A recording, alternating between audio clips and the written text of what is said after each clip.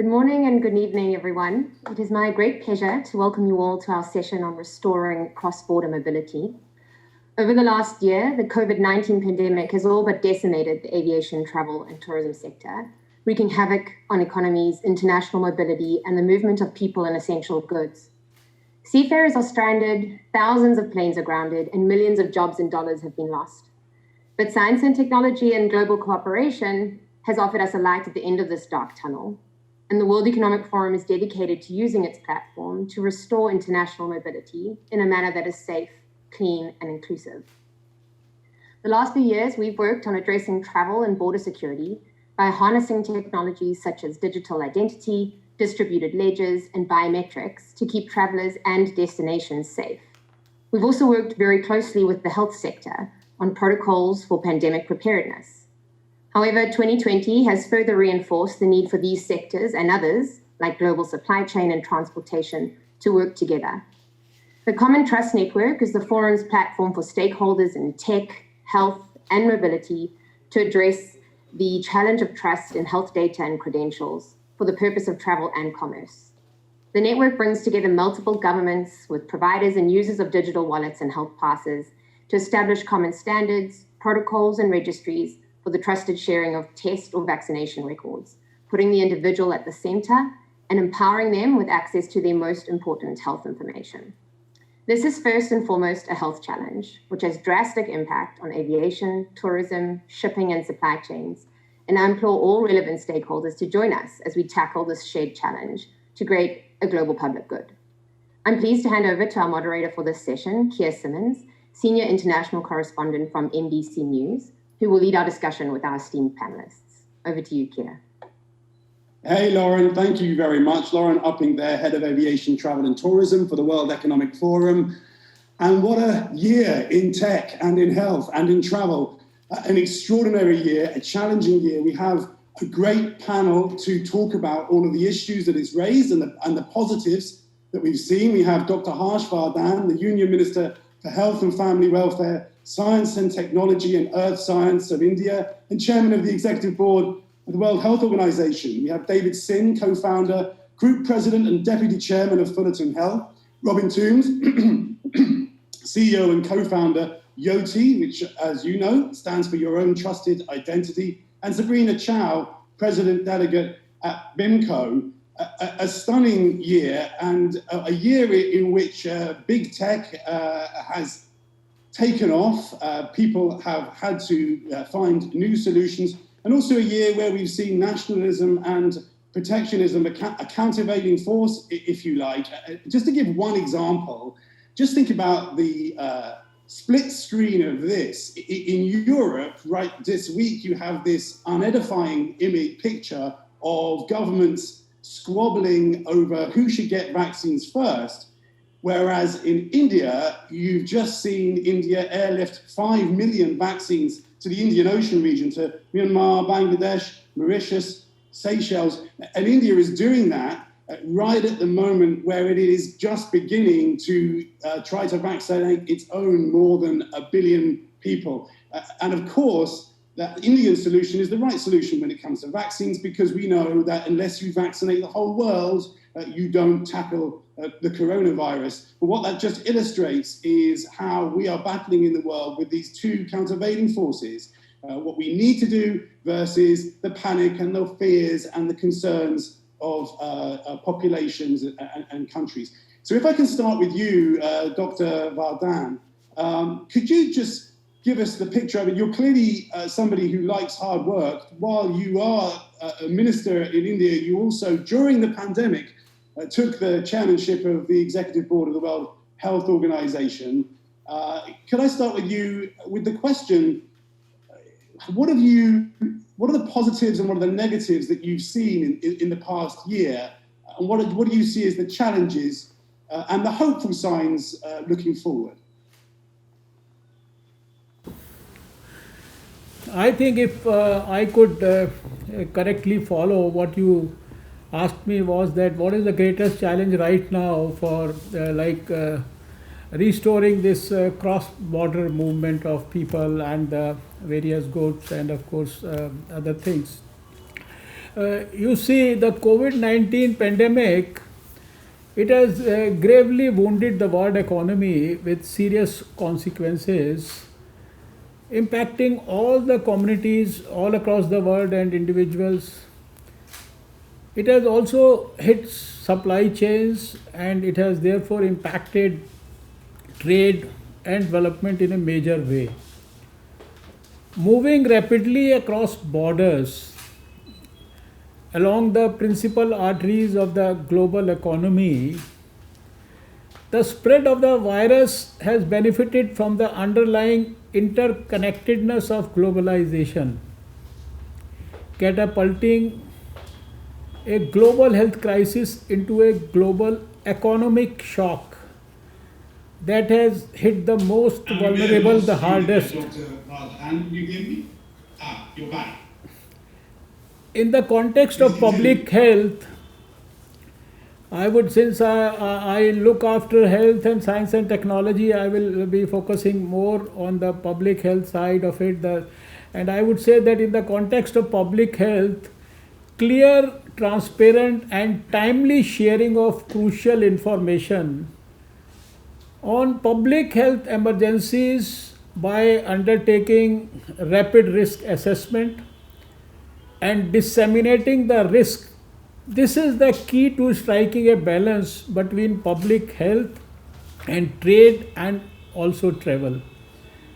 Conducting such risk assessments would entail rapid analysis of causative agents, their origin and transmission dynamics, geographic spread, the pathogenicity of the disease, the population and age groups which are affected, the associated fatality, the potential impact on health, livelihood, and also the economy.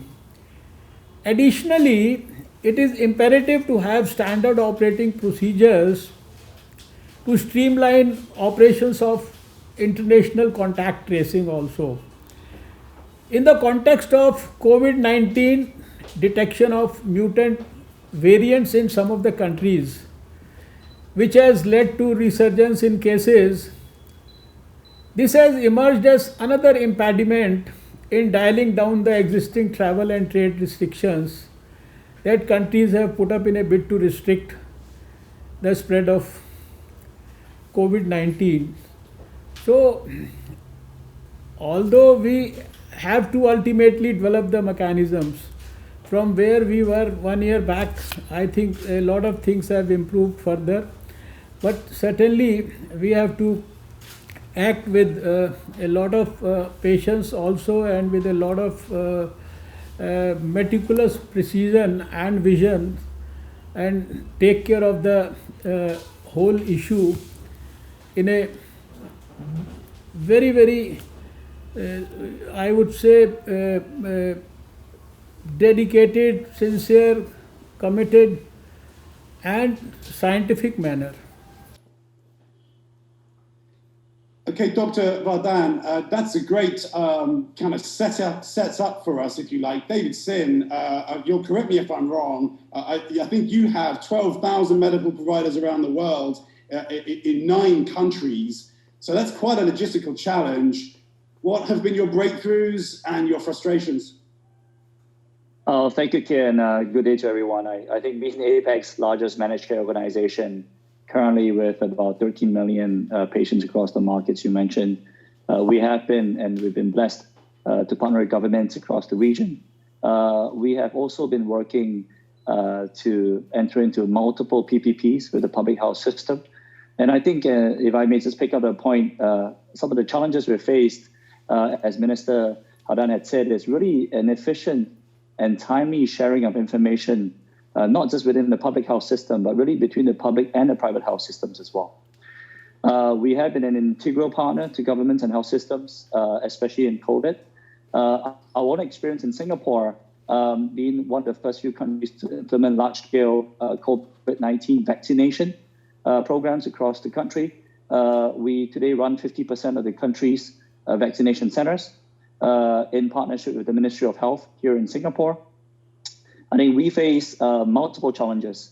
I think one blessing we've had is the relationship between the public and the private health systems in Singapore are relatively good, which means information, ramping up logistics, and earlier to our point, mobilization of resources, especially health workers that are either trapped in Singapore that can't go back to their home countries, or even Singaporeans, have been a relative challenge.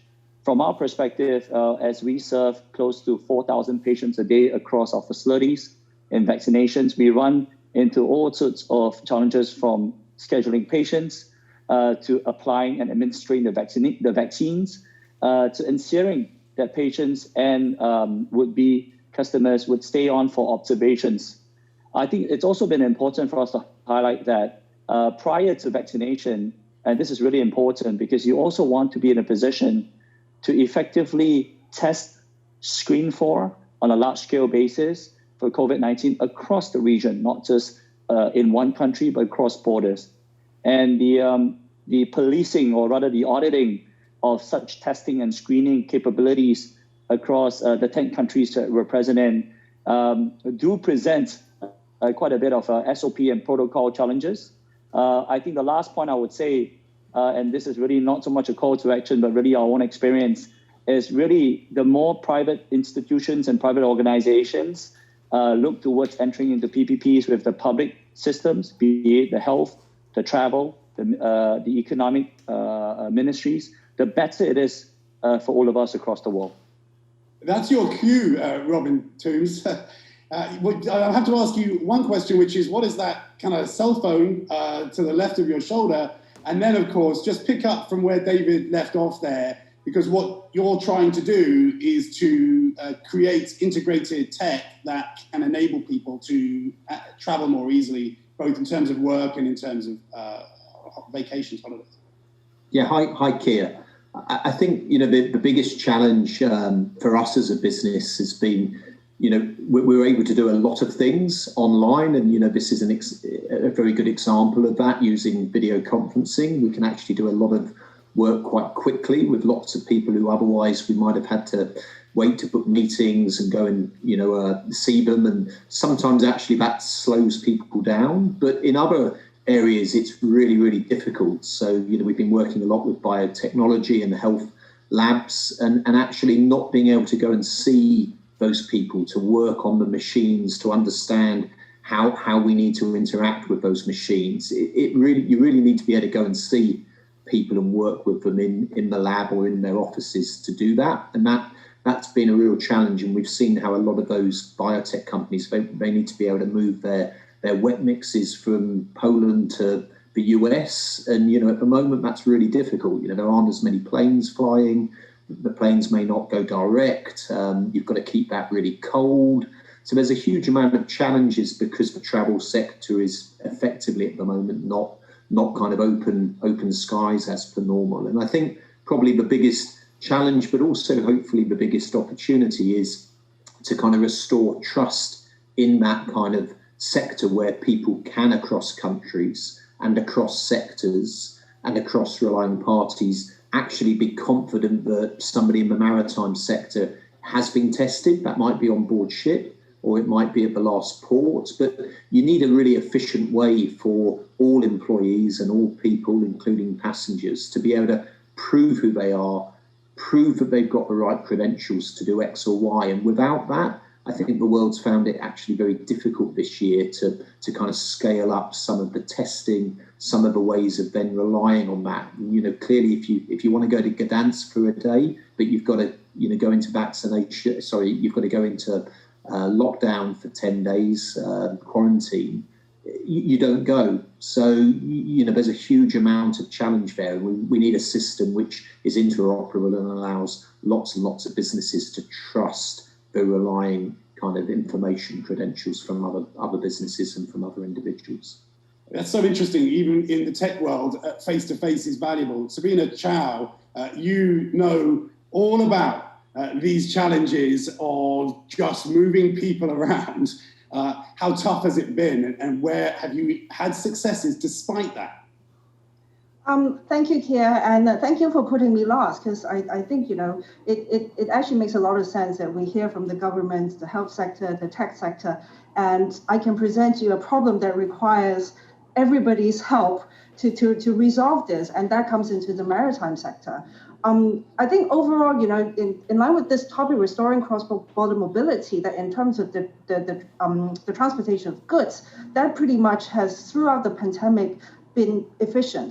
That we managed to deliver goods to where they need to go. But the cost of that would be the people that makes that happen, which are our seafarers. And globally, we have 1.7 million seafarers worldwide. And depending on what statistics you read, there are currently between 300,000 to 500,000 seafarers stuck at sea, unable to go home.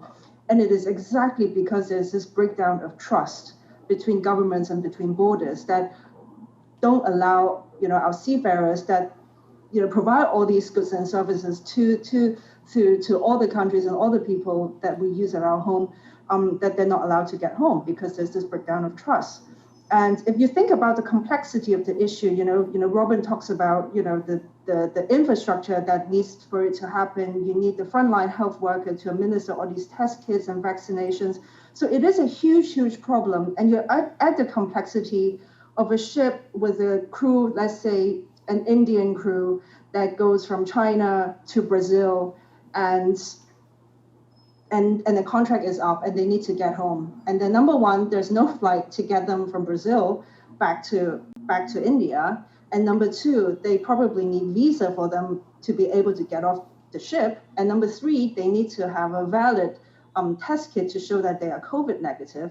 So you can see the complexity of that issue that nobody wants to deal with, because yes, there is 1.7 million seafarers that basically transport around 10 billion tons of goods in 2020 last year. So if you think about the efficiency of it, it's actually very high. But in terms of the sheer number of people, it's actually a very small percentage. So it's very hard to get all the governments and get all the organizations together to deal with such a complex issue that we are presented with. And am I right in saying, is it 400,000 seafarers are stranded right now because countries don't want to let them in because they're from a different country? That's right. I mean, depending on statistics, there are, according to the ILO, the International Labour Organization, that number is 300,000 in September. And then there are articles that goes from 300,000, 400,000 to 500,000. So I would just pick the average, 400,000, roughly there. But still, it's a staggering percentage of all the seafarers in the world. That represents like over 15%. Minister, India is a tech leader, and you have shown a lot of tech savvy in your testing and vaccination programs. How do we solve, though, the kind of problem that Sabrina is talking about?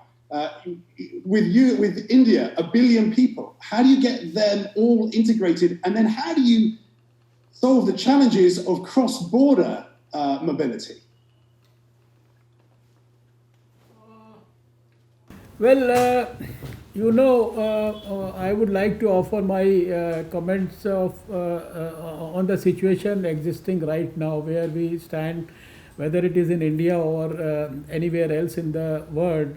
Though the International Air Transport Association and a few countries in Europe are already pondering on the idea of a COVID-19 vaccination-based immunity passports or a travel pass in a bid to ease travel restrictions. I personally feel, and I would say that all the medical professionals and scientists will also have the same feeling, that it is a bit too early to talk about the same. Though clinical trials have already suggested that the vaccines are effective at preventing one from getting seriously ill, there are still, critical unknowns, such as we really don't know whether about the efficacy of the vaccination in reducing transmission, also the duration of immunity after vaccination, and also the efficacy of the vaccine against the emerging variants of SARS-CoV-2 virus, etc. So in view of... Just to be clear, Minister, so you think it's really too early to talk about vaccine passports as they're known? I think in view of the above that I mentioned just now, we are of the view that we may have to wait for some more time for evidence to emerge to take further decision on this matter. Further, as How regards, soon do you think that will be? How quickly do you think we could get to a point where there's an integrated system? I think, you see, further as regards your question on the standardization of these implementation frameworks and all, whether for sharing of crucial information on public health issues, I must say that it is the international contact tracing or immunity passports that shall ultimately hold the key to ensure their international acceptability. Such frameworks should be used on sound principles of equity and privacy. And I personally feel right now, being the director of the executive board of WHO, that WHO as a UN body can play a lead role in achieving a global consensus on such frameworks. And then I would say that developing such cross-border mobility experiences will require cooperation between the health sector as well as aviation, travel and tourism sector stakeholders. Still, such a... Is one of the issues for you, and you're dealing with, as we know, more than 1 billion people, is one of the issues for you ensuring you have the trust of your people? You see, we have enjoyed the trust of 1.35 billion people in a big way, and under the leadership of our Prime Minister Narendra Modi ji, you see, the whole country and the whole society stood like a rock behind him, and every appeal that was made. So the whole country has a lot of confidence in what the government does, because we have involved everybody. It has been a total government, total society, and everyone in the society, all stakeholders, whether the industry, corporate sector, scientists, professionals, everybody has been on board. So Go on, finish up, please. But so, I feel that such changes will certainly require a coordinated, harmonized approach, and it has to be a global scale as the pandemic itself. Definitely, I think that timing is of the essence to prevent further harm to economies and make travelers comfortable with travel.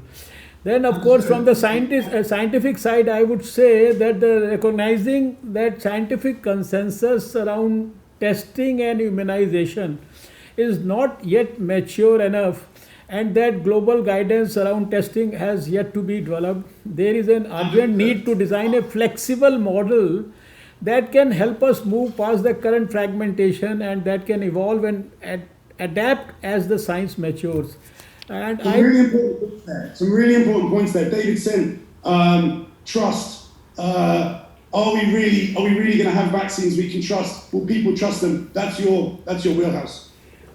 I think gradually people have. I give you the example of India. Minister, I just want to ask David Sin, because he's from Fullerton Health, so he's dealing with these health issues, how he sees that same issue, that important issue you've just raised. David? Yeah, I think, we clearly are not experts, but what I can say is in helping to administer almost all of the publicly available vaccines that the Singapore government has procured for the Singapore population, our experience at this point in time to date, I would echo what Minister has said, is at best anecdotal. From our perspective, notwithstanding the fact that vaccines or any vaccines to come out have yet to be proven to be 100% efficacy. Our view with respect to that here, and also to Minister's point actually, is if we look at both from a public health perspective, actually reopening up border control or cross-border mobility for people can actually be pioneered in some parts of the private sector. So in our work with two institutions in Singapore, both the cruise industry, but also the airline industry, namely Singapore Airlines, what we started developing, and we've seen requests from multinational corporations across Asia, is how can you help our people travel safely across borders to facilitate employment, labor, and economic opportunities. So we are doing a lot of trial and pilots with corporates, actually, where, so to speak, what we consider as a safe trial piloted versions of vaccine stroke immunity passports, specific for a working demographic or a certain population within a large employer group across the region. And that's fascinating because the information and the data that we're receiving in such pilots can serve to be very, very helpful as governments, public health systems look to implement cross-border mobility on a much larger scale. Yeah, and Robin, is the tech there? Do we have the technological ability to have passports, health passports? Just need you to unmute. Can you unmute? Yes, sorry, Keir. I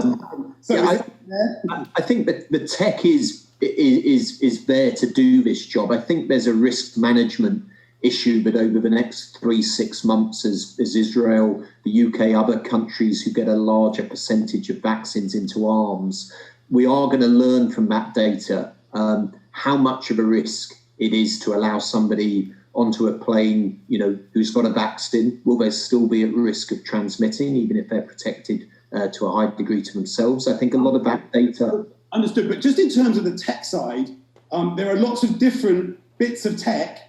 How close are we to integrating? Yeah, I think this is where the World Economic Forum and the WHO and some other kind of leading global organisations probably need to, in the end, take quite a firm lead on. We need to have those interoperable standards. There's a lot of things around W3C credentials and some of the other kind of protocols which would allow a wider set of tech businesses to work with health organisations to ensure that the evidence that a vaccine's happened, what type of vaccine it is, some of the vaccines may be better efficacy than others, what type of test. It's very different for a lateral flow test in terms of my risk compared to a PCR test, but how many days old is it? There's a huge amount of that information which, if we can get the interoperable standards right, over the next 3-6 months, and I apologise, it's not more positive than that, but I think over the next 3-6 months, quite a lot of that technology could allow businesses to be trustworthy, not just of their own staff. So a good example is, Virgin Atlantic is doing testing using our app, using a health organisation, using those products. That gives them a very easy way for those Virgin staff to prove to Virgin that they have been tested that day, and they can put it on their Yoti or they can receive that by email. But as soon as you try and trust that somewhere else, it's not really helpful to have a piece of paper or an email. That's easily proofable. Where the piece of paper's come from. Exactly. Correct. Sabrina, 2 to 6 months, is that a light at the end of the tunnel for you? Well, I'll take anything. We've been facing this crisis in March last year, so I've been living in it for a year. But I think for us, it's just we want to know that there is a solution that is being looked at. And I absolutely agree with what Robin said, that, if WEF can take the lead and sort of like setting the standard and the protocol for that trust to be reestablished again between borders, that is the most important step that we need to take.